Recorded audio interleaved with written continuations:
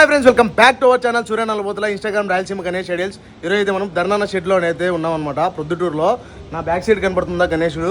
Next level ఉంది. పాము పడుగులు వచ్చేసి మనకు కింద రాక్షసుని మీద కాలు మోపేసి అయితే గణేశుడు అయితే ఉన్నాడు. ఆల్మోస్ట్ ఒక కింద స్టాండ్తో కలిపి నాకు తెలిసినంత వరకు 13 to 14 feet వరకు అయితే వస్తాడు.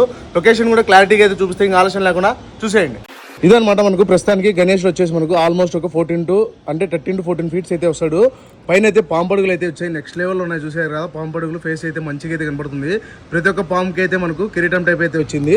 మనకి తర్వాత గణేశుడు వచ్చేసి మనకు గణేశునికి ఇటు సైడ్ 3 చేతులు అండ్ అలాగే ఇటు సైడ్ 3 చేతులు అయితే వచ్చేసి మంచిగా అయితే ఉన్నాయన్నమాట. దాని తర్వాత వచ్చేసి మనకు ఇటు సైడ్ కూడా మనకు ఒక భక్తురాల టైప్ అయితే దండం పెట్టుకుని అయితే వచ్చింది. కింద అయితే మనకు కింద పాములు అయితే స్ట్రక్చరింగ్ అయితే వచ్చిందనమాట. మనకైతే రాక్షసుడు అయితే వచ్చాడనమాట.